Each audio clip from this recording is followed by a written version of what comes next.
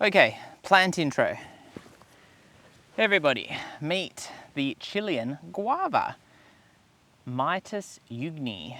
Full sun or part shade, which is a little worrying because when they say both, sometimes it's kind of like, oh, is it going to work in a full sun Australian position? Height to 2 meters, width to 1.5 meters. We're putting it in between a guava and a purple guava, or a purple Malay guava.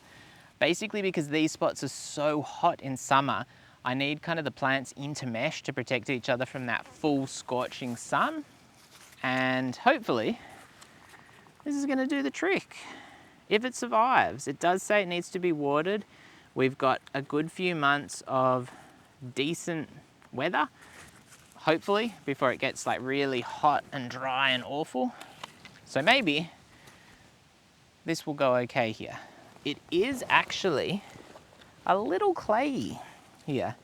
And it's interesting because our soil just is so different everywhere in the garden. I'm going to break up that root ball a little bit. And I've got a big bucket of really good soil.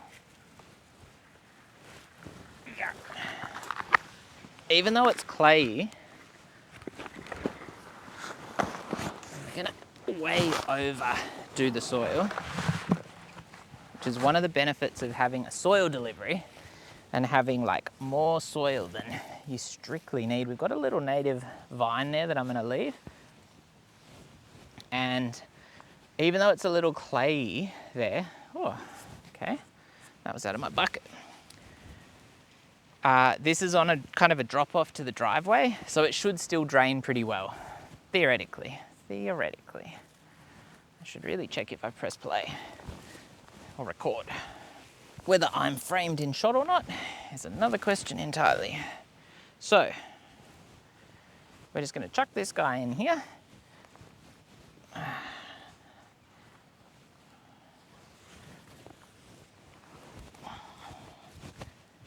There we go. As I said, quite a drop off on this side of the plant.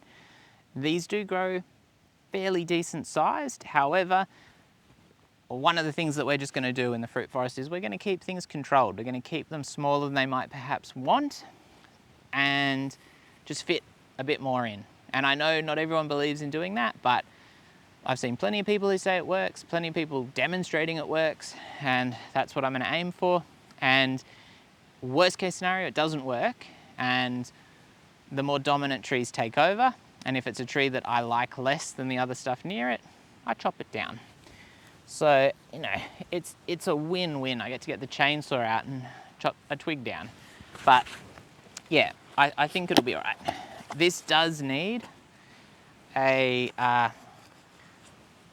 good mulch on top. We're meant to have a little bit more rain this coming week, so we will wait for that and then give it a good mulch, and hopefully with some pretty decent kind of wood chips.